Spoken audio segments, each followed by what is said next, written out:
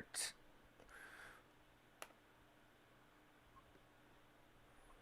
All right, welcome back to another very special edition of Dr. J Radio Live.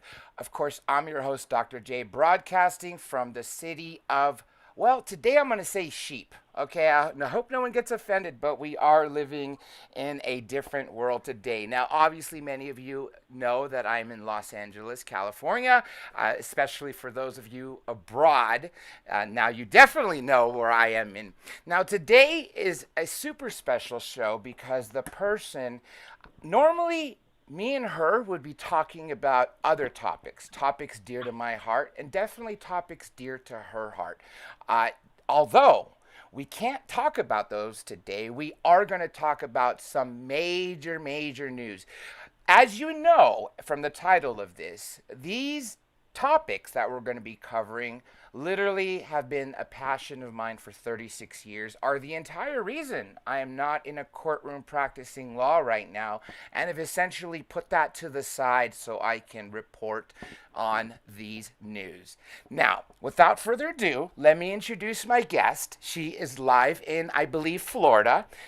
She is a commentator, a journalist, and much more. If I'm not mistaken, I believe she might even be Miss Florida. So without further ado, let me introduce the one and only Karyn Turk. Karyn, am I right about that?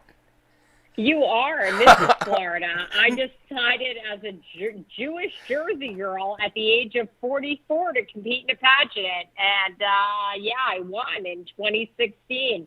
The year the president was coming down the escalator and ran for president. I backed him all the way. Right on. So I was accurate about that. Now I have to obviously update. And you know what? Thankfully on my site it does say Mrs. Florida. I just for some reason assumed it was like Miss from like Miss America, Miss Universe, but we got that settled. Now, let me just say this since I bypassed it by going straight to a question. Welcome to the show. And I'm glad you're here, by the way. Thank you. Thank you for having me. I'm glad to be here. Now, if you could describe for everybody out there, what is a truth bomb that you reveal in your writings or broadcasts or wherever you are reporting your news? Oh, well, there's so many, but basically, my YouTube channel goes behind the headlines. And when I say behind the headlines, I go behind the clickbait news to bring people the truth, the things that the mainstream media isn't going to tell you, those truth bombs that, the mainstream media is going to distract you with the salacious headlines, the sexy headline, the thing that they want you to click on, the things that aren't real. And, a truth bomb would be, let's say Hunter Biden is a crackhead. That would be a truth bomb. That's right. And that's something that can't even be denied because his own father says so. His own father, may not use the exact words, but he does, in fact, acknowledge that his son has problems. Now, let me give a shout out to Lainey Spicer. Is it Spicer, right? That's her last name? I hope I didn't screw that up. Yeah, okay. Of course. You got it right. Yeah, Lainey, if you're out there, I just forgive me for possibly almost getting it wrong, which I'm glad I got it right. Shout out to Lainey Spicer for being one of the coolest people I know and for bringing me this fine guest.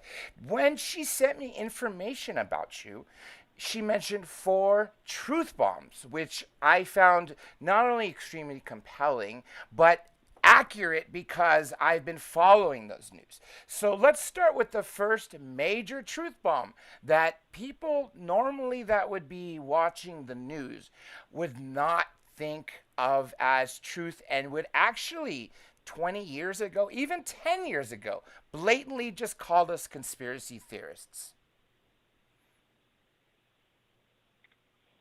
Give it to me. Which one? No, I'm asking you. Many. I'm asking you of the 4 truth bombs. Which one? Okay. It could be aliens are real.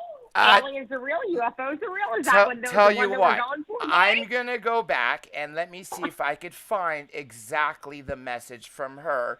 One of them has to do with General Eshed from Israel. Okay. So yeah. Okay. Let's start with that truth bomb, and then I'll go ahead and mention the other 3 that she mentioned to me, and then we'll go from there. Basically tell everybody what that truth bomb is, the revelation that he said. It's mind-boggling. I mean, this is the stuff of fiction. This is the stuff that sounds too salacious to be true. But Hamish Shed, who was an Israeli brigadier general for the IDF, has come forward and he has said that, aliens are real, that Donald Trump knows about it, and that basically the U.S. and Israel have been communicating with aliens for years. And that this is not the stuff of sci-fi. This is actually reality, and that UFOs are real, and that this is something that is happening right now today, and that aliens and the U.S. have been communicating for years, and that there is a Galactic Federation that has an underground base on Mars. I know this sounds far-fetched, but that in that underground base on Mars, that the U.S. and other international forces are discussing how to, communicate with the world to let them know that aliens are real. I've heard from some people like Sanjar and Jetty from The Hill, who's I don't want to call him a full believer in extraterrestrials, but definitely his mind is open. When on the show The Rising, that he hosts with Crystal Ball. And when they covered this, he essentially said it was at that point about the Galactic Federation and also the base on Mars that lost him. But how can he automatically dismiss that? Because that is something. Both of those statements, the Galactic Federation and also moon bases and Mars bases, are not something that's new of 2020 or 2021. These go back decades. Dr. Stephen Greer, for instance, has talked about a Galactic Federation where essentially us humans are being observed by multiple species, and until we get our ways proper, then we'll be invited into this essential self-governing body. So whatever Sagar and Jetty said, I have to say, well, he's not necessarily, I guess you could say, I don't want to use the word open, but well informed, because we have testimony from people that, here and there, NASA whistleblowers and others, that things that were told publicly aren't necessarily what they are. For instance, NASA, right? We were told that the moon missions were essentially just the Apollo program. Yet I've also heard from other astronauts that there has been military astronauts. Now, of the astronauts that I've interviewed myself, none of them have ended up telling me about bases on the moon or other places, but I have heard from another NASA insider, an engineer, who told me that during Apollo 11, that we were being observed by extraterrestrial craft on the moon, and that there has been a moon base there for a long, long time. So for us to just automatically dismiss Mars as not having a base, well, then, how can we when such thing could possibly exist under the moon? Is it your contention that NASA has been straightforward with us, or do you believe there has been secret missions to space? There is 100% been secret missions to space, and NASA has not been straightforward with us. And, the honest thing in probably my life is I wandered into the estate sale for Edgar Mitchell, who was the sixth man to walk on the moon. And if you know anything about Edgar Mitchell, I interviewed him days before he passed away, knock on wood. Oh, I can't. I am literally, my husband has his office furniture in his office, and I sit at his desk every day, and I can't tell you the connection that I have to this individual. I can't explain it. I can't put my finger on it, but here is somebody who traveled to the moon and back, who was a dedicated, civil servant, somebody who was entrenched in the government, somebody whose wife to this day is his ex-wife is part of the Republican Party here in Palm Beach County, but somebody who came back and said, there is life beyond what we see. There's no question about that. And what I've experienced in going to the moon has led me to believe that without question, there is life beyond what we see here.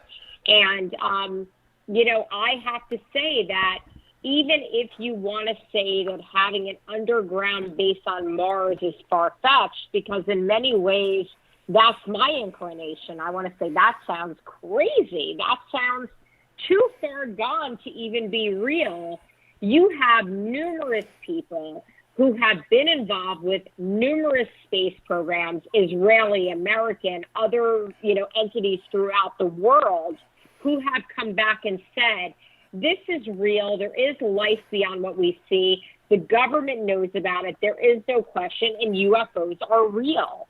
So at some point, we have to start paying attention and saying, there is stuff that, they've kept under wraps because they didn't want us to know. And I think one of the most compelling and most interesting things that has happened right under our noses, right here behind the headlines in the last few weeks, is the fact that in the COVID bill, there was 180 days to disclose UFOs from our government agencies. And the CIA came forward the day before yesterday and declassified hundreds of official documents on UFO sightings, research from the 1970s and forward.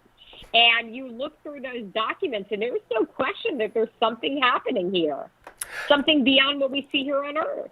Let me make a couple comments on what you said. First, about Edgar Mitchell, through the several interviews I had done with him, and for those in the chat room and those who've been following me for almost 9 years next month doing this, there are interviews I've yet to release of Edgar Mitchell. Some of them he was definitely near the end of his life and didn't sound so well, and out of respect for him, I didn't release him. But Karyn, I'm sure you know about what he knew about Roswell, right? Yes, and I have to tell you that my husband literally has 4 of his ties that he wears on a regular basis. I mean, I am absolutely such a huge fan of Edgar Mitchell, and walking into his home during this estate sale right after he died, I have to tell you that the hair on the back of my neck stood up. There was no question that this man knew things, that there was some universal connection, some sort of connection to something beyond what we see on this planet. And I walked in there. I mean, the fact that I ended up in his estate sale is bizarre. I dropped my cell phone off at the Sprint store, and my husband and I were driving around trying to figure out what to do with ourselves for an hour, and we saw a sign.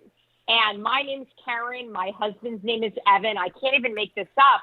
We pull into the estate sale in Lake Worth, Florida, and a woman walks up to the door, and she's running the estate sale, and her name is Karyn. And within about 3 minutes, she says to me, "Oh, this is my business partner. His name is Evan." And me and my husband just looked at each other, and we said, "What?" And I looked at my husband, and I said, "I feel a connection to this man. I can't explain this. I feel like he was a Freemason. I feel like there's something here." And the woman looks at me, and she goes, "Yeah, no, he was a Freemason." And I said, "I knew it. I don't know how I knew this." And she goes, "Do you know anything about him? He was the 6th man to walk on the moon." And at that point, not knowing anything else, not knowing the UFO connection, not knowing any of these other things that I believe in, I literally felt a connection to this man and felt that there was something there that I needed to learn more about. And here I am talking to you. It totally sounds like fate. Both that fact Completely. that you and Evan were driving around looking for something to do, and you ended up at Dr. Mitchell's house, and his wife and business partner happened to be the same name as you and your husband, and all the other things that lead me to believe it's fate. Now, for those people in the chat and who may be listening or even watching this, keep in mind that I'm just going to sum up Edgar Mitchell's Roswell.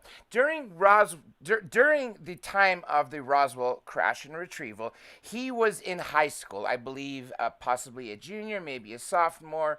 Didn't know much about it other than there had been a crash, and then, of course, it was a weather balloon. Let me just throw this comment out to you, Karyn. How the hell do you screw up a flying saucer and confuse it for a weather balloon? I mean, it boggles my mind that the public didn't think twice about it, that they actually ate up the story. And by the way, who, if it's just a weather balloon, why did it need to be flown to Fort Riley and then on to Wright-Patterson if it was just a weather balloon?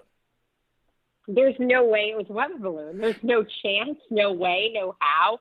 This was not a weather balloon. This was a crashed UFO. This was a craft that they didn't know what to do with. There were dead alien bodies, and they were trying to figure out how to deal with this and how they would go ahead and release this to the public if they were going to at all. And ultimately, the decision was that there was no way that they could allow the public to know this. And you could bring it forward to today. We could bring it forward to Hamish and the Israeli space commander, the brigadier general who just came forward, like I said earlier in the show, and said, hey, there's aliens, you know, the Israelis in the U.S. have had contact with them. And guess what? They think we aren't ready to know what spaceships and spacecrafts are. Therefore, they think we should keep this under wraps. I do believe that the government, that the powers that be were afraid to tell the general public what had happened at Roswell. No question. Absolutely, especially then, just coming out of World War II. And if you look at the technology they had then compared to now, let me say something interesting here. Well, obviously, we know how drastically the technology has gone up. And if you ever read the book The Day After Roswell, written by I'm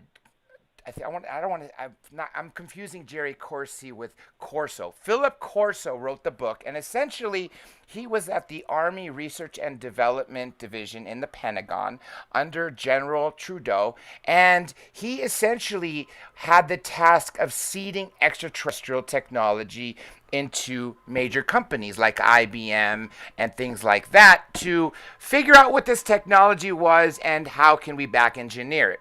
Now, one great thing is I saw a documentary, late 80s, maybe early 90s, and it talked about a crash and retrieval in South Africa in the Kalahari Desert. There was an occupant, an extraterrestrial occupant that lived from that crash, was taken to an unknown base here in America, and this being had a crystal that he would hold essentially in his hand. And he was able to link, or he or she, it was able to link its mind with this crystal and essentially FaceTime with other beings aboard ships and other beings aboard his home planet. Now, if you remove the telepathy, what does that crystal in the palm of his hand remind you of? There's so many things. I mean, I think that, you know, you look at right now, I don't know if you've seen the stories, but this Harvard professor just came forward about this Owa Nawa, you know, like this craft that was traveling through our solar system. And it's basically a rock Oumuamua, yeah. Oumuamua, yeah. Owawa, whatever, Oumuamua. It was, you know, he's saying this is some sort of an alien craft. And I'm saying to myself, I'm watching this and I'm like, you know, to us, it looks like a rock. To every one of us, it looks like a rock. It looks so basic. You're like, oh, yeah, that's just another asteroid. That's just another rock. But, you know, if we were, you know, a caveman and we were looking at an iPhone, to us, an iPhone would be just another flashy rock. So, you know, how are we to know that that's not alien technology?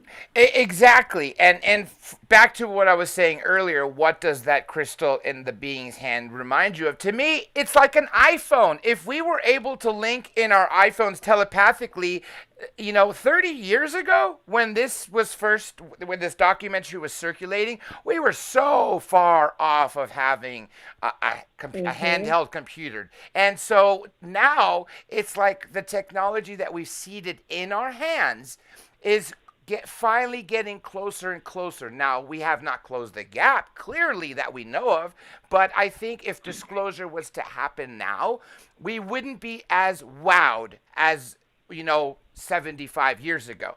Now, also with Oumuamua, one great thing about that is the trajectory. coming from another solar system. Linda Moulton Howe called it a derelict spaceship. But have you noticed how it was able to magically increase its velocity and speed up when gravity and everything else in our solar system conventionally would have told us no, it would not have sped up on its own, and it would have gotten into some sort of orbit like other things in our solar system. So that was just one of the many things that I think the Harvard professors looked at and said this defies what our logic tells us about asteroids, meteors, comets, other space debris, by acting the way it did. And that is why Oumuamua is as highly revered as it is today, considering it's been a couple years already since it has left our solar system. Now, I told you I would bring up I'd find the truth bombs that Lainey sent me. And I'm glad you, without having to look at notes or read it to you first, you were already dead on the first one. Word for word, truth bomb number 1. Israeli Defense Ministry Space Directorate confirms aliens exist. So we got that one, right? Now let's go to truth bomb number 2. It says, Israeli official isn't crazy. He is highly credible. In your opinion, tell everybody why he is not somebody who's gone senile like another person whose name I want to say, but publicly we can't because of what me and you talked about earlier. Let me just say that his last name rhymes with Haydn, if you know what I mean. Yeah, absolutely. I mean, when you talk about, Hamish Shedd, this is a guy who in 1968 won the highest ranking award that you could win in the Israeli government. I mean, this is a guy who was dedicated again and again to, the Israeli Defense Department and being, someone who was highly credible. I mean, there was no question that he was respected. And that's the thing that makes you go, you're there and you're like, well, like maybe, he's 87, he has a book to sell, maybe there's more to this. Maybe, again, let's look at it, objectively and say, what's the motivation? Well, maybe he's 87, he has a book to sell. What else does he have to lose at this point? But, you're talking about a guy who, has won some of the highest awards in the Israeli Space Command. He was basically touted as the father of the Israeli satellite program. This is a guy who, stopped the war between Egypt and, Israel. I mean, he was touted as this amazing, heroic human being. And now he comes forward, yes, at the age of 87 and says, UFOs are real and, there's all this stuff that's being covered up. But you have to ask yourself, he said, if I would have come forward with this 5 years ago, they would have totally denounced me. They would have said, he's crazy, he belongs in a mental asylum. But what his whole point was is that the establishment was finally waking up to the fact that aliens and extraterrestrial life really do exist. And that he felt that this was the time that he could actually come forward and he could actually say this.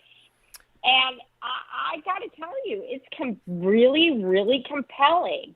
This is even more compelling to me than Edgar Mitchell, who, again, I respect. I feel like I had a spiritual moment with this individual. I walked into his house off the street. I found out who he was. It was a universal connection, no question about it.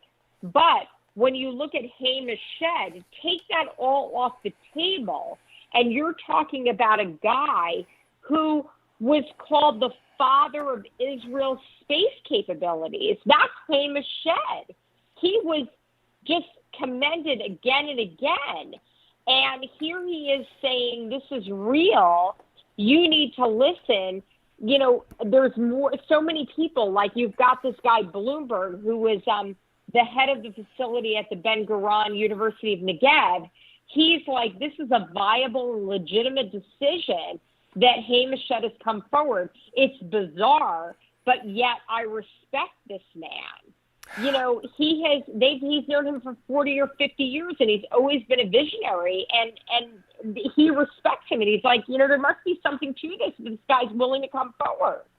Now, before people say, oh, he's 87, he's senile, well, don't forget, folks, my dear friend Paul Hellyer, the highest ranking politician to ever come forward about extraterrestrials, one of the people who testified at the citizen hearing on disclosure. I believe it was 2013, possibly 2014, and again, to this day, still remains the highest ranked official, being the Minister of Defense for Canada. He made that famous claim that UFOs are as real as the planes that fly above. Now, he is in his late 90s, and so before people say, oh, 87, is shed, see now, Hellyer swims multiple miles a day. If you've heard the last interview that I've had with him, he still sounds as good and doesn't forget things anywhere but senile as he did from the first time I interviewed him. So General Eshed, the person who interviewed him, he was asked a second time from other journalists, one of them being my good friend Jeremy Corbell, who has released the now very popular documentary on Netflix, Bob Lazar, Area 51 and Flying Saucers. He interviewed the interviewer of General Eshed to clarify some things, and the interviewer said, no, he's not senile. He definitely is speaking from the heart, and he knows where he's at. He's not forgetful. So his credibility is not in question. As you mentioned, Karyn, he has received awards. As a matter of fact, I believe there were 3 of the highest awards you can receive, and 2 of them had to be done covertly. Now, let's go through this. We went through the second truth bomb, which is the veracity of him. So we know that he was a general. He was in charge for over 30 years of Israel's space program.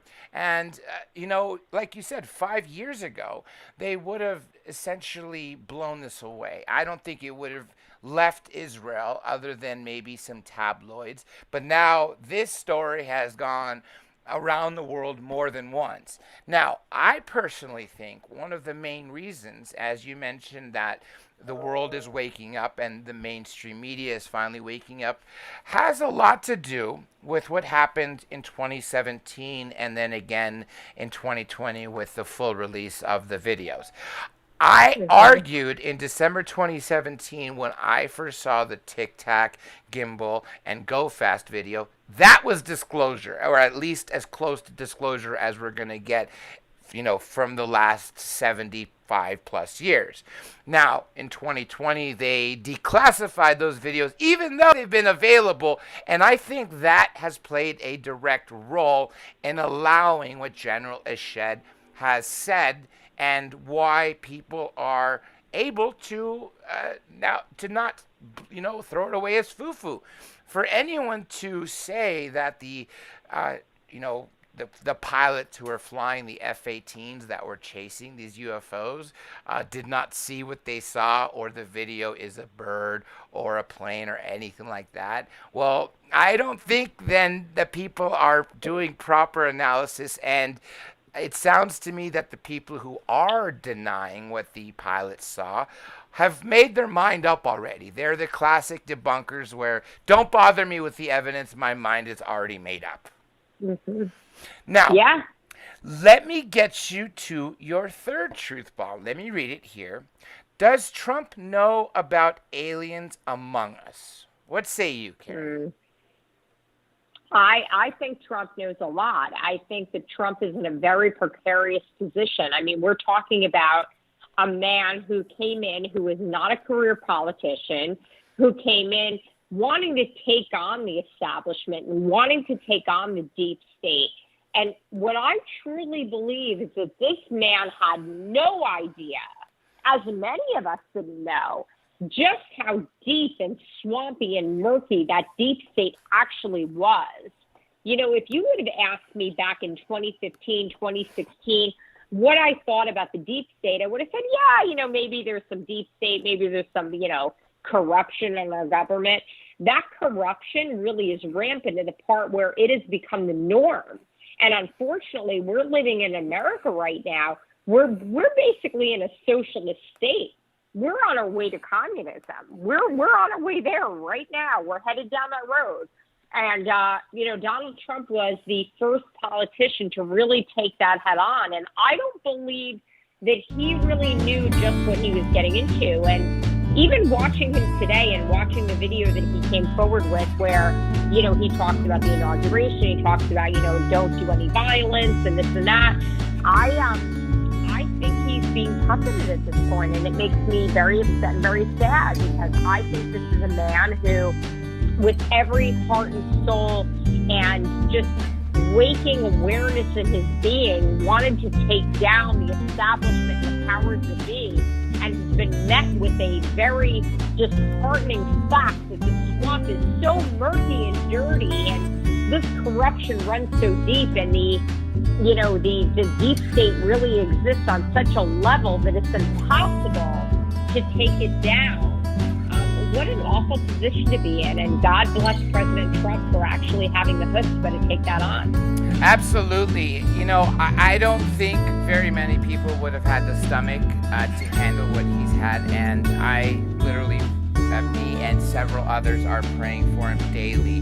Now, based on some people I know, Dr. Stephen Greer, for instance, who claims that he has spoken to people that confirmed that President Trump has been briefed more than once on this topic, and he's made some comments, if you recall, to his son, that when asked about Area 51 or UFOs in general, if you noticed the way he reacted, he basically said that it's very interesting and something with regards to opening up Area 51. Now, I don't know if he meant to say opening up the files on Roswell or maybe about UFOs or UAPs in general, but either way, he definitely seemed to be at least briefed. Now, what I do know from the past history of presidents is because they are essentially guests in the White House as opposed to people who are career CIA, NSA, or other alphabet soup agencies that we may not be aware of, who may be involved, say, in Majestic 12 or whatever current body is in charge of all this. President Trump definitely knows a little bit more than I think possibly his predecessor. Going back to Roswell, we definitely know that Truman knew. Based on reports, we have Eisenhower met at least one, if not two different occasions, more than one species, one of them being at Edwards Air Force Base. His vice president, Richard Nixon, at the time, obviously would have known, and I'm sure you might have heard the story that Richard Nixon did, in fact, bring Jackie Gleason to see one of the bodies. I believe it was a base in Florida. What bases are near you again? Yeah, that was somewhere down in Miami. I know that they were on their way to Miami, and he basically went off the radar for a while with Jackie Gleason and went to the Air Force Base and basically supposedly showed Jackie Gleason this body of this alien.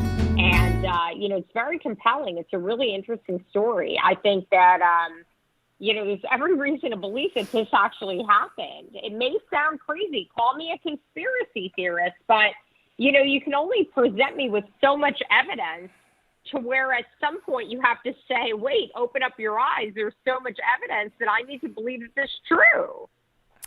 Agreed. And it didn't stop just there. President Carter President Carter actually filed, I believe, up to a 20-page report in a sighting he had. Reagan had a sighting when he was governor of California, when he had essentially a UFO appear when he was flying in the Learjet belonging to the governor, and ordered his pilot to go ahead and chase it.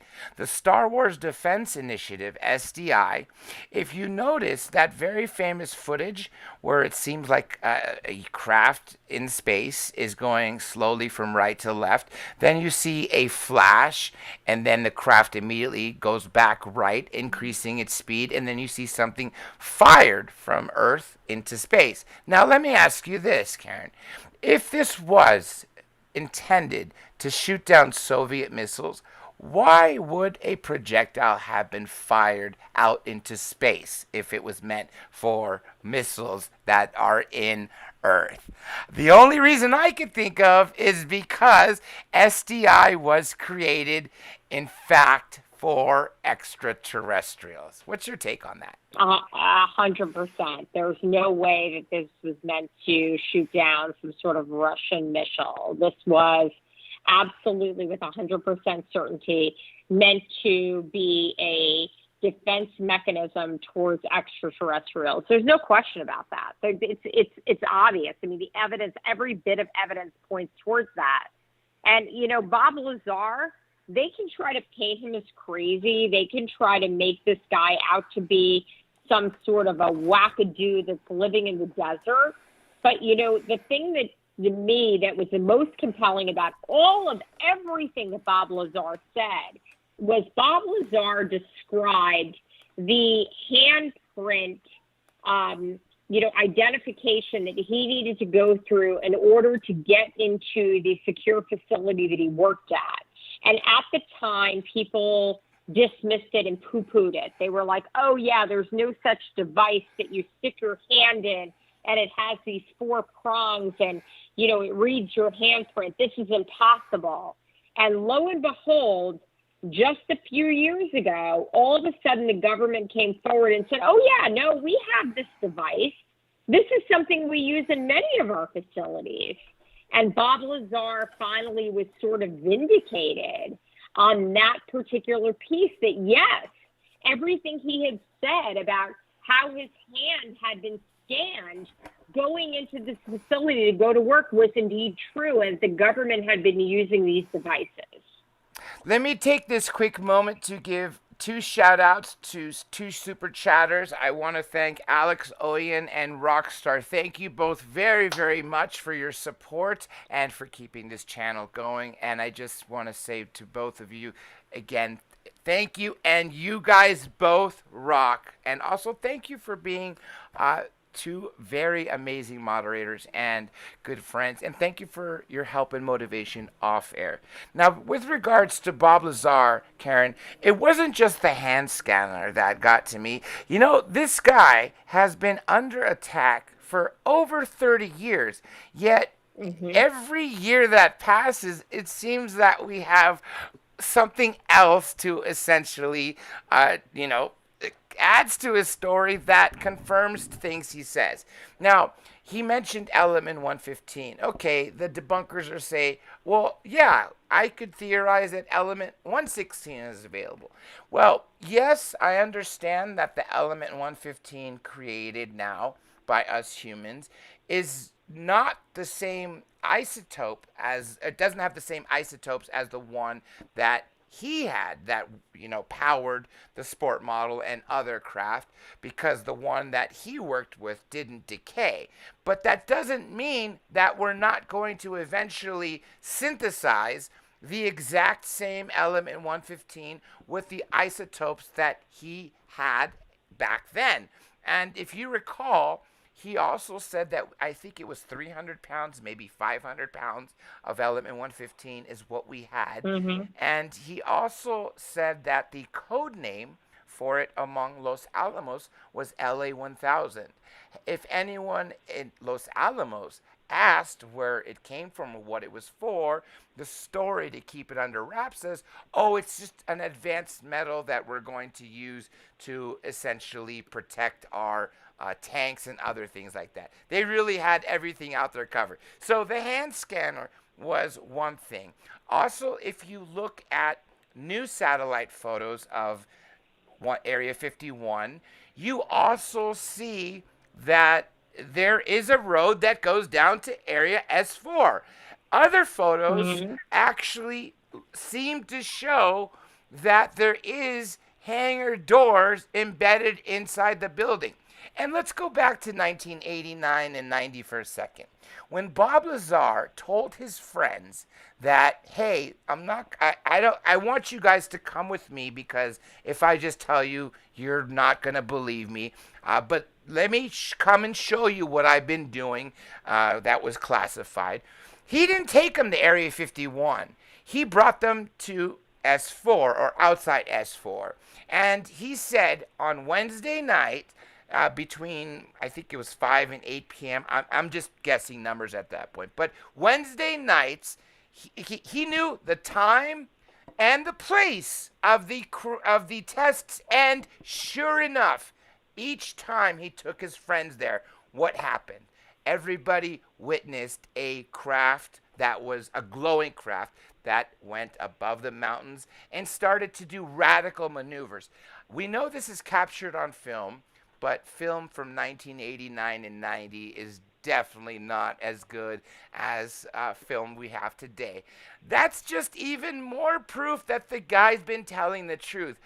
I don't know at what point, he will be vindicated, but in my eyes, he always has been vindicated.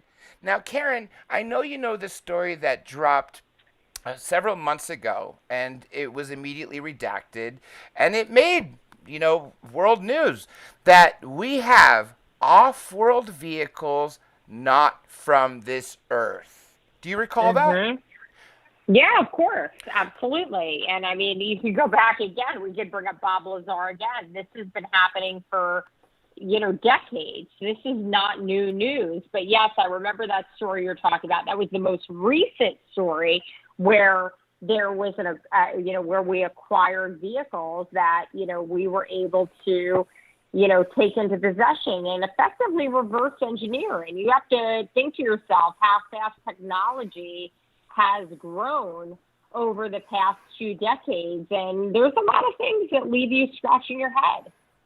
It really does. And I think now with this 180 day that we are essentially going to find out a lot more that we did not know before. But to play devil's advocate, do you think that they're going to reveal a minor stuff that essentially most people could have said, hey, we've already known, show us something that really was classified? Or do you think this is just another stall tactic where they're going to get to the 180 day and then release BS? Mm-hmm. Well, I think they've already started to do that. The day before yesterday, the CIA actually dropped a bunch of documents. And those documents that they dropped on a CD-ROM, which I thought was pretty interesting because, again, like the CIA doesn't have any, updated documents. They need to release them via CD-ROM. And they were given to this Black Vault podcaster. I know that. John Greenwald, right? Yeah, John Greenwald. And they were dropped to John Greenwald via, via CD-ROM. And he said, gosh, this is great that they've given me all these documents. However, all of these documents have been given to me in such an outdated file format that it's going to be hard to sift through them. Well, I, of course, immediately logged on and started to sift through these documents because I was excited that anything was being disclosed. And the majority of these documents are still redacted. You can see conversations where, there's definite evidence of UAP and UFOs and, things that need to be investigated. And, you see this one, there's, the assistant deputy director for science and technology was shown something related to a UFO. It was hand carried to him. And then he decides that he's personally going to look into it. And he gave advice on moving forward. And the advice, of course, is classified. So you get to the bottom of this document where you see this very compelling evidence where it's like, yes, there's a UFO. Yes, we're going to look into it. Yes, this is real. And that everything beyond that is blacked out. So Redacted. I don't know. Yeah, redacted. So I don't know how much further this has moved us forward. And it's definitely something that leaves you scratching your head and saying, you know, it to me is all the more compelling that there must be something here that they don't want us to see, because otherwise, why would it be redacted?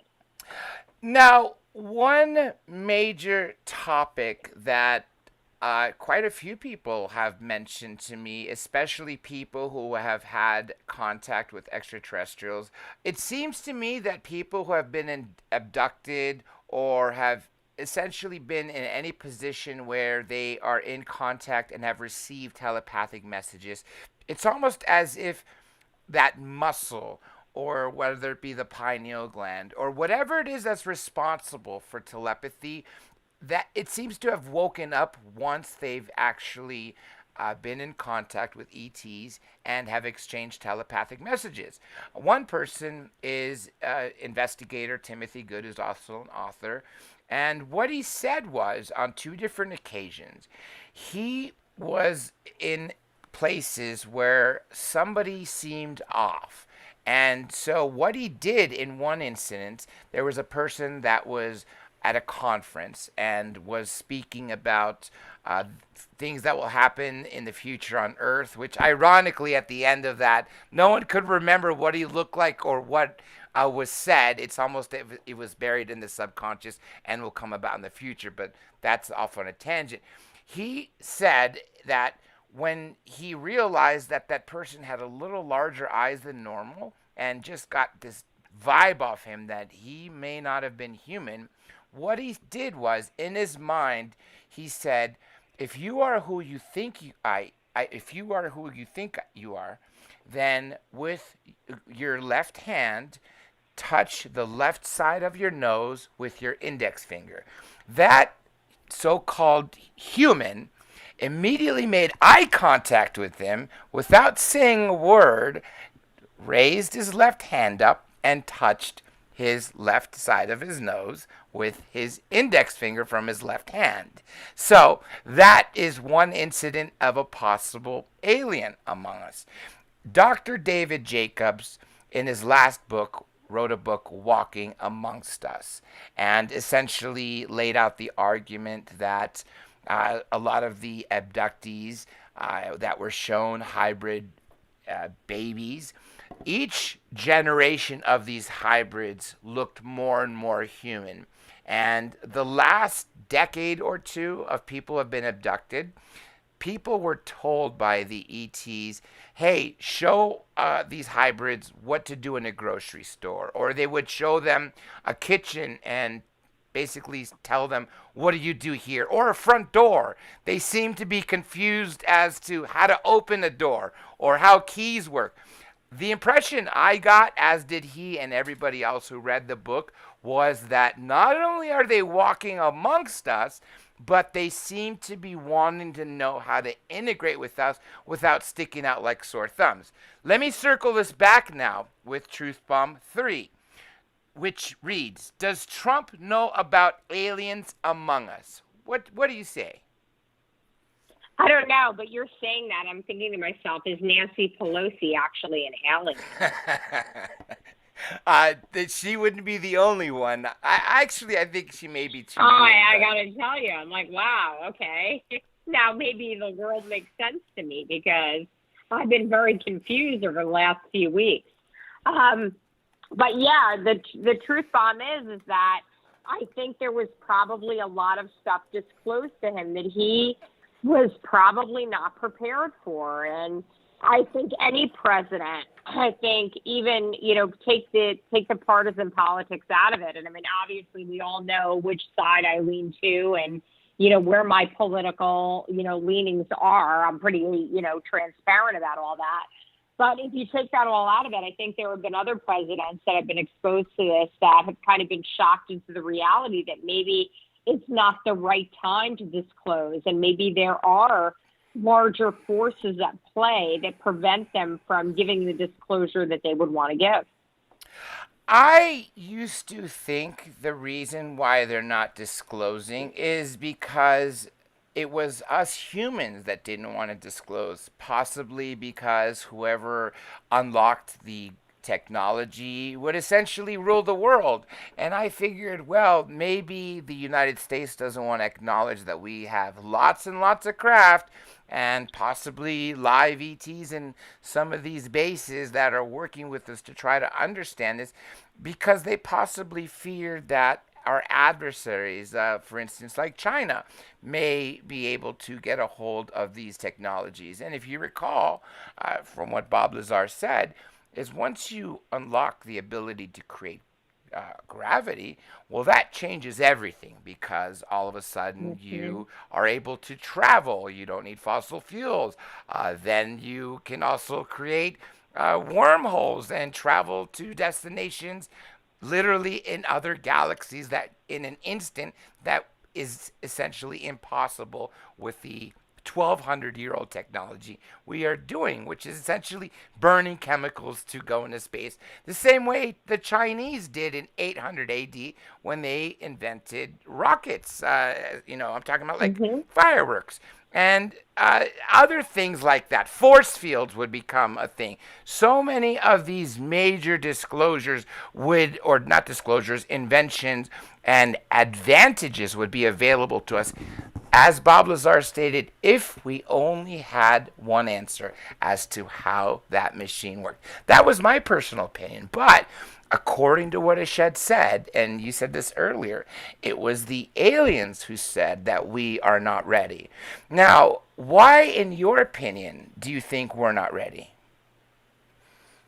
I think we are too short-sighted and narrow-minded and caught up in the day-to-day. I mean, look at what's going on in our political climate right now.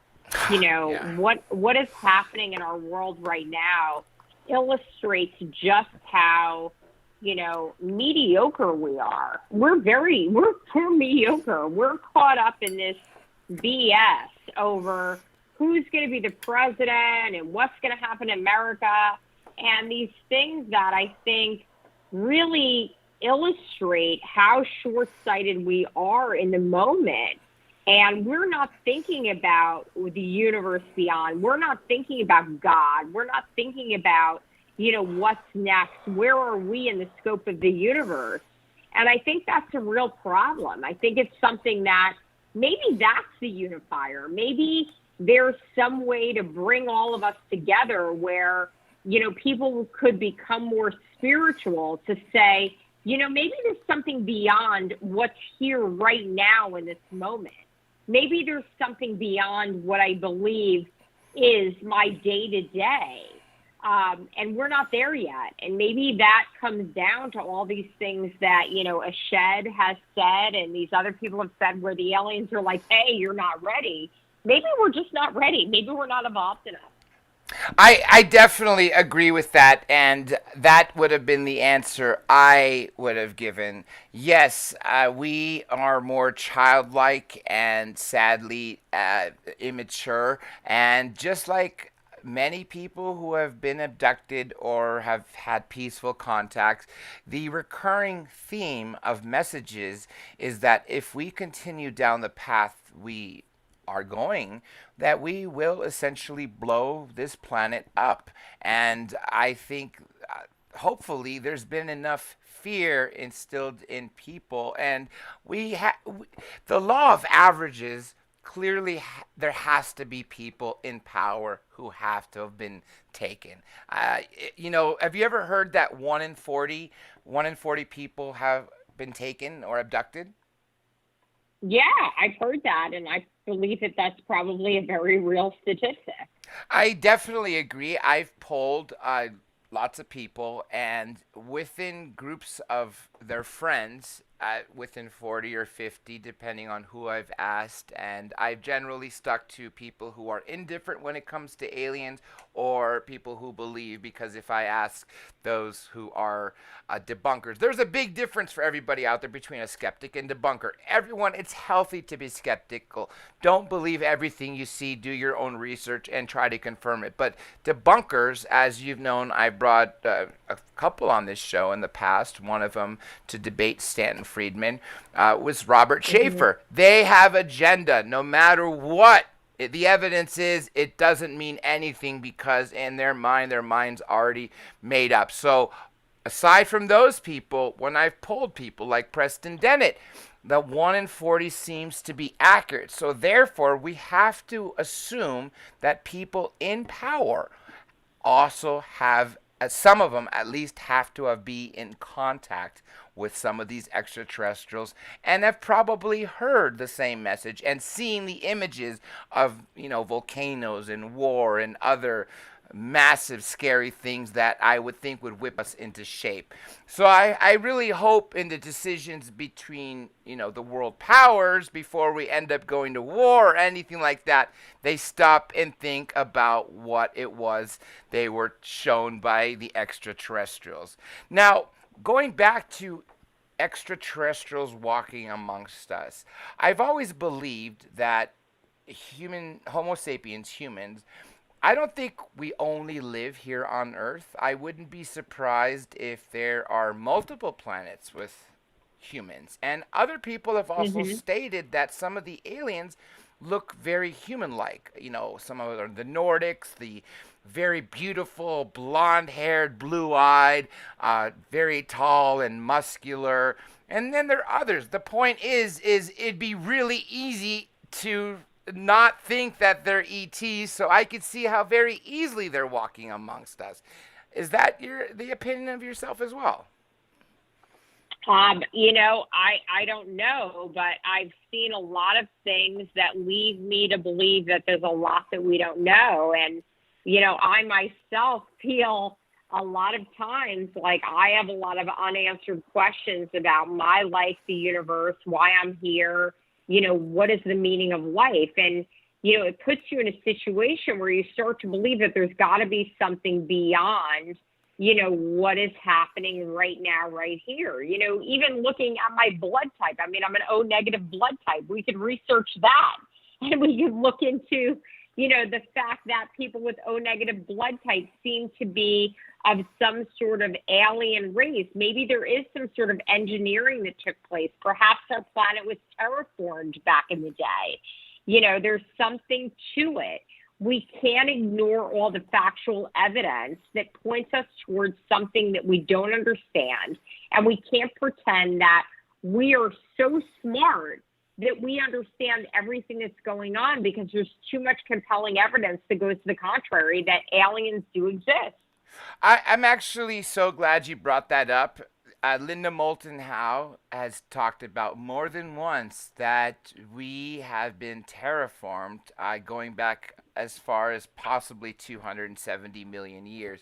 It just seems that at each point in the history of Earth, whatever was needed magically showed up.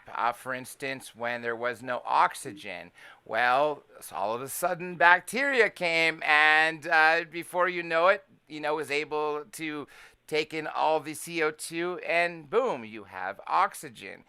There's even something that I read and watched not too long ago where it seems to be some evidence that points to that possibility, which was these, I hesitate to use the word pottery, but some sort of containers that were found and are very, very, very old, and they essentially have bacteria. So the inference is that was dropped here or sent here from another planet to kickstart life on this planet.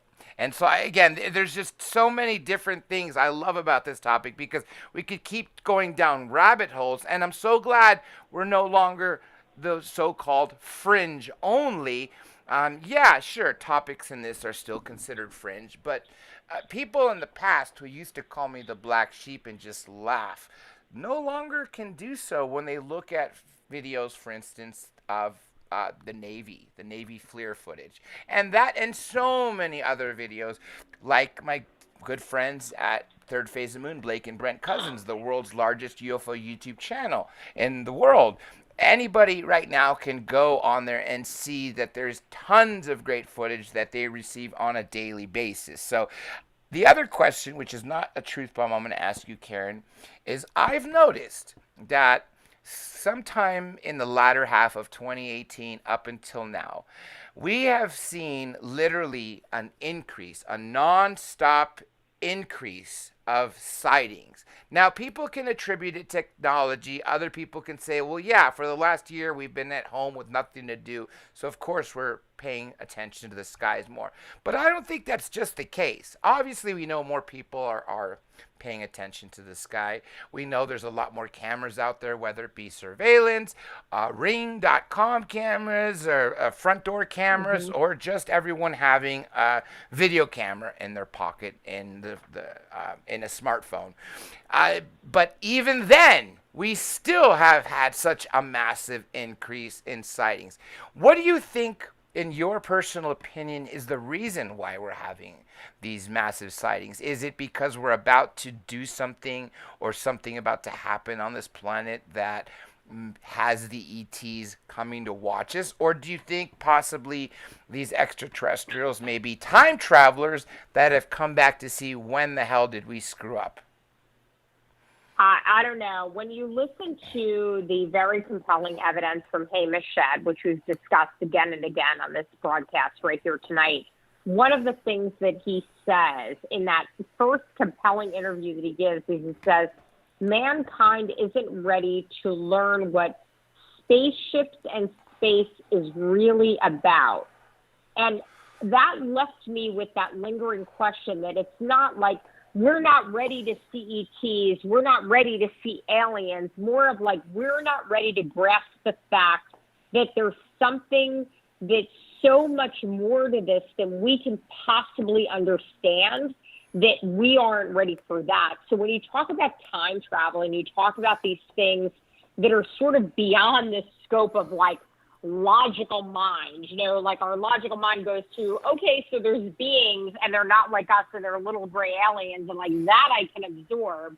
But when you go to time travel, that seems to be like way out of like, you know, the realm of normal understanding. But when you hear about his direct quote, and he says, we aren't ready to absorb what spaceships are and what spaceships are about, then you say to yourself, what is that? And maybe that is some sense of time travel or wormholes or something that's so bizarre and so, you know, just impossible to fathom from this sort of conceptual reality that we all live in, this, you know, very consciousness, you know, normal day to day, that, you know, maybe there is something beyond that that we're not ready to grasp. And maybe that's the reason that they're not coming forward. Maybe there's something that's so layered to this that it's so impossible for us to grasp that, you know, it really time warps, or, you know, something is just this, this incredible, you know, just different reality from what we think it is. Maybe that's why we aren't able to see it right now, and maybe that's why they don't want to bring it forward. I agree, and I think now is the best time for us to bring it forward, because it would definitely unite the world, not just the country. It would unite the world, because I would hope that instead of looking at things as a threat, like for instance, ATIP, right, Advanced Aerospace Threat Identification Program, the generals and DIA and people at the Pentagon, clearly I've looked at this not from the eyes that you and I and people have been in contact, but more so of in a military standpoint. So I hope that's not the way it's treated. Now, let me go to the final truth bomb, which you already talked about, but I'm going to say it anyway because we spent a few minutes on it. That way, in case anybody in the chat room has any comment about this. By the way, anybody who's written a question, if you could please go back and copy and repaste your questions, since obviously I missed them, and I will definitely ask Karyn as long as I'm able to see them, because it's going to be difficult to scroll all the way back. So, Truth Bomb 4. A human/alien galactic federation exists with an outpost on Mars. Now, I already told you my 2 cents on that. Why? Well, first of all, in your opinion, do you think a galactic federation exists? I mean, because some people even said, oh, that sounds like it came from Star Trek.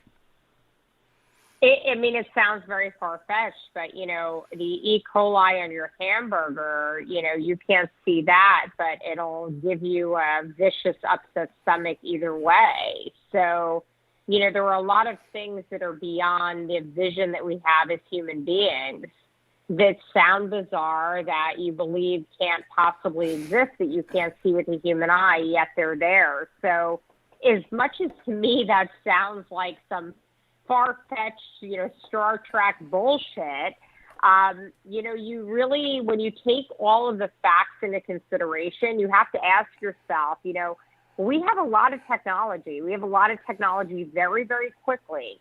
If you look at the Roswell incident, you look at just how fast technology has advanced since that one incident. Take that one incident and how our technology exponentially has grown in such a short period of time. It leaves you wondering that maybe, we are capable of going to Mars, and maybe we have the technology to do that already. And maybe it's something that this shadow government and our secret space program is hiding from the American people. And maybe it's something that should be disclosed, because I don't think it's as far-fetched as, I would initially believe once I look at all the facts that are out there. And, more than that, let me say this. If we were able to fly the sport model, which they did during the test flights, I would have hoped that there has been enough breakthroughs to where we have utilized this extraterrestrial technology. And it doesn't seem that far-fetched that if we have flown the sport model, then why wouldn't we have flown other craft that are intact, that are able to be flown by us humans into space? And why wouldn't we have gone to the red planet Mars, as well as other planets around our solar system? And Mars has always been a candidate. Elon Musk wants to go there, which I think that's going to be more of a public, NASA thing, using rockets that are, again, burning chemicals to get there. I think it was just kind of funny that we're using such old technology when we have all this amazing technology in front of us, but yet we're resorting back to what they were doing back in Apollo missions and before. So what's your take on bases on Mars and possibly in other places? I think it's completely plausible that we have those. I think it sounds crazy when I say it out loud. I realize that other people are going to listen to it and be like, wow, she's out there. But, the reality is that we have things now like linear accelerators. We have things that use atomic technology. We have nuclear technology. So why would it be so far-fetched to believe that we've been able to use that technology in a way to create things that, can be anti-gravity, that can get us, beyond, again, like you talked, this fossil fuel technology that's been fueling our space program? Are we also naive to believe that that's truly what NASA is about and what they're using in this modern day and age? We've come so far with the internet and technology and everything as we know it on the surface, but yet we're still using fossil fuels to reach the moon? It's too far-fetched, honestly, that we would be spending so much money and using fossil fuels when we're sitting on this technology. That's why it sounds we have the public NASA, and when the president talked about the Space Force, I think he wasn't so much creating the Space Force as much as he was acknowledging its existence already. What's your opinion on that? Absolutely. Absolutely, 100%. I think that's 100% what he did. He acknowledged something that was already there. I don't think this is something new. I think the Space Force has been around. I think there is a deep state government. I've seen it with my own eyes. I think there are things going on in our shadow government beyond what the general public is privy to. And that goes for, the way our political puppets are used. I mean, the fact that Joe Biden is going to be inaugurated as the president, I mean, that should show everybody right away that there's a shadow government. That's compelling evidence right there. They stole this election. He's a puppet. He's actually going to be our president. Everybody should be saying at this point, yeah, sure. If he can be the president, of course there's aliens. Of course. I really hope so. I guess only time will tell. But as far as the base on Mars, whether we confirm it and see videos and pictures, whether it be 6 months or a year or in the next few years, Karyn, I truly think we're living in some of the most exciting times. This is the lifetime that me and you are in that we will finally be vindicated. Now, I've already kept you for over an hour. Please forgive me, but let me get to some questions in the chat. This is amazing. Isn't it? I love this topic. Literally, I can go on, and as people here that have watched and listened to me for years know that I literally do go on essentially forever because there's so many great things about these topics and so much amazing footage. And as I mentioned, Third Phase of the Moon earlier, who's in my chat, by the way, Blake and Brent Cousins. Third Phase of the Moon, the world's largest UFO YouTube channel, where I've been privy to work with them on several projects on their videos and documentaries, and I go back with them to 2012. The evidence is just so overwhelming that they have every day on their channel. Anybody who has not been there, please do check it out. It is the only featured channel that I have associated to my YouTube channel. Now let me read you. This is a question that Lasha Senyuk wrote a while ago. And everybody else, please go back and copy and paste your questions and I will ask them. Here it goes. Does she know anything about how aliens relate to each other? Do they fight or work together? I really don't. I mean, I would be lying to say that I do. What I can tell you is that, from everything I've read, these aliens that are communicating with, the U.S. and with other, government entities have said that we're not ready and that they're, exploring the universe the same way that we are. So that would lead me to believe that these are peaceful creatures that aren't looking to do us harm. Here's a question. This is J Breezy 007. Are they from inner space or outer space? Well, I mean, that's a whole other question to ponder. I mean, I think that what we're talking about right now, as far as what the Israeli, space commander came forward and said, we're talking about people who are from outer space. They're from some other, planets, some other place in the universe.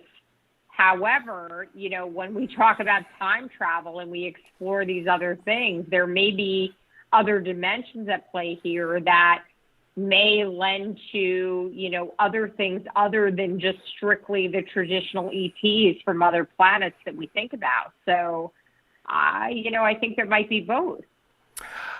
This one is, okay, his username is just Anthony. Who would win in a battle, a gray or a reptilian? I don't know. I mean, I would think that the Greys probably have the technology to be able to win, but the reptilians are probably evil enough that they have that more devilish, sinister aspect to them, and they have apparently been inhabiting the earth and creating a shadow government. If you listen to the conspiracy theorists for so long, that they actually are in control here.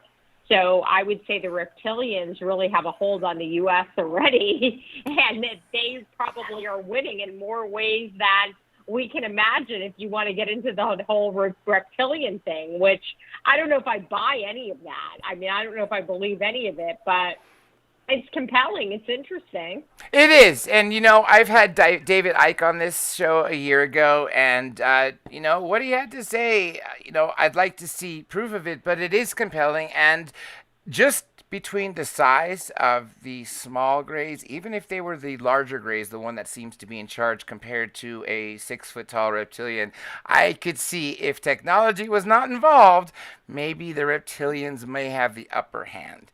Okay, let me see if I can get another one. Oh, are ETs spiritual? And mind you, I'm reading these from the chat. I don't know the answer to most of them. It's just speculation, but people want to hear what you have to say.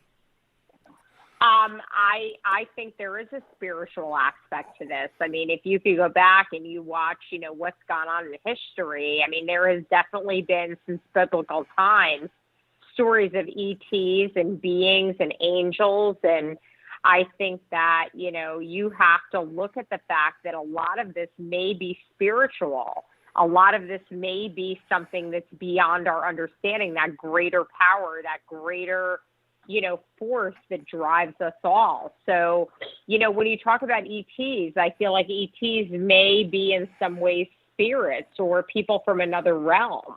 So, yes, I think a lot of it is this universal connection, this spirituality that, as humans, it's hard for us to understand on a day-to-day basis. Here is another one from Lach. Actually, there's two. The first one, which is the most recent. If you had an alien in front of you right now, what would you say to it? If I had an alien in front of me right now, I would say, tell me what you know about God. Explain to me why we're here. I would want to know what they know about spirituality. I mean, that would be my number one question, because I think that's what we're all searching for here, living our lives, going through our day-to-day. I think we're all looking for that universal connection, that spirituality. I would want to know what they know beyond what we know here as human beings.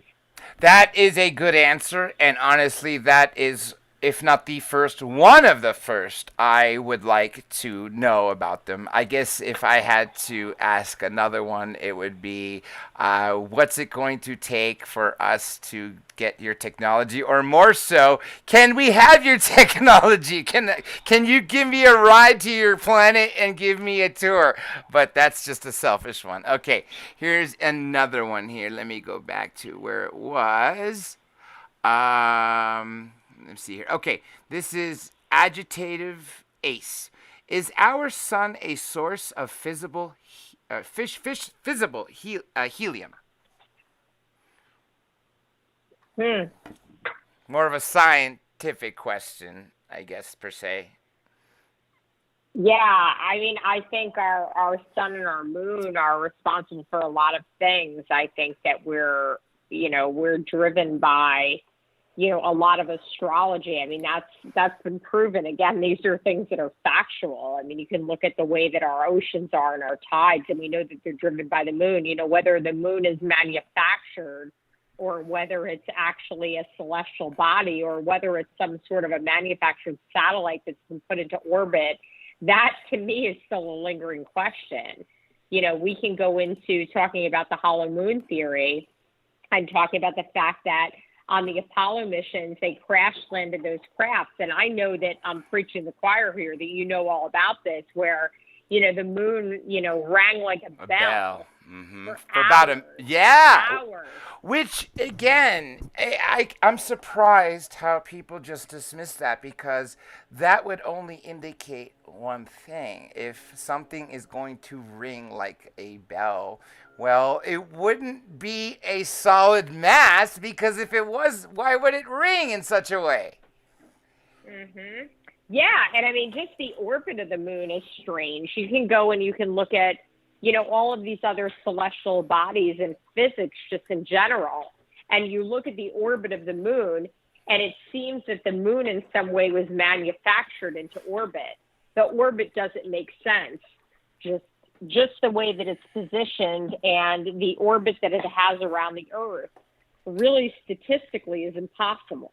And the fact So that the dark side is never shown to us. It doesn't mm-hmm, rotate like any other planetary body. So you're absolutely right. It is very anomalous. Okay, mm-hmm. here's another one. Let me read it word for word. They don't seem to understand the physical world. Do you think that they may be because they are dimensional and not physically real? Maybe. I think that's open for discussion. I mean, I think that there is some evidence that there are things that are interdimensional. I mean, I think we have physical evidence that, we as beings are, some sort of we are really some sort of an avatar. We're some sort of a receptor.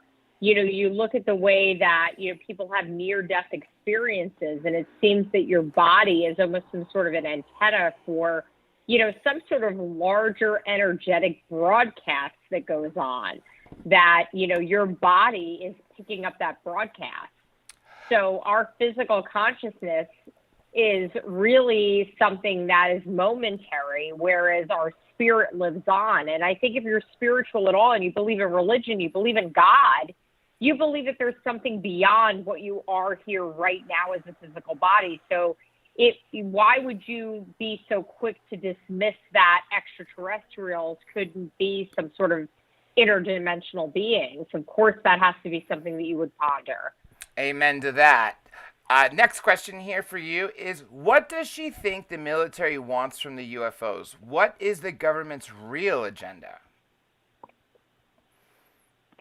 Unfortunately, I am very apprehensive of big government as a whole. I think America was founded on an idea of freedom and an idea of denouncing big government and getting away from big government. I mean, remember, we were the country that, parted ways with the British. We were the country that said, we don't want big government. And we, went ahead and found freedom on our own. So when you look at that, I kind of say to myself, what does the government want with it?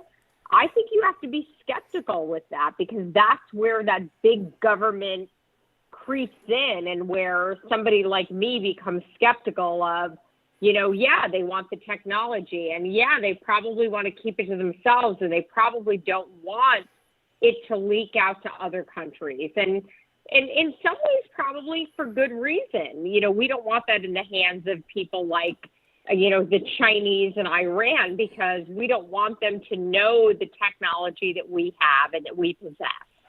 But at the same time, I'm apprehensive of big government. Yes, especially when certain countries, like you mentioned, Iran, says daily that they want to blow us off this planet. So I would be very, very apprehensive if the technology was in their hands. Now, I am almost caught up with the questions.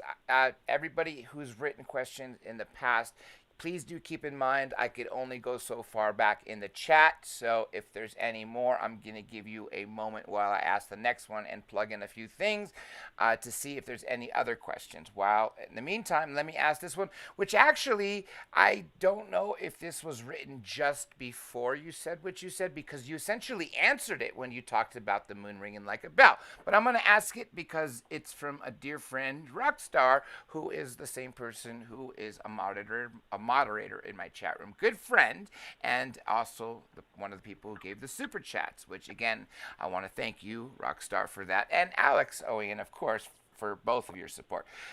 The question from Rockstar is the moon really hollow? And you've already stated the answer is? I think there's compelling evidence that it is. I definitely agree with that again, and this I'm going to use the same reasoning I said a few moments ago. If it was a solid mass, it would not have rung like a bell. And also, to ring like a bell, I would think that it is not just solely hollow, but has not just rock, but things like iron or other metals that would make it to ring like a bell and the vibrate from being hollow. That's my personal opinion. Okay, I think I'm caught up. Let me see if there's anything else. In the meantime, let me give a shout out to Third Phase of Moon. Now, let me tell you folks something ironic. There is a documentary that is going to hit all streaming services, Netflix, Prime, and others, which is coming out February 16th called Countdown to Disclosure.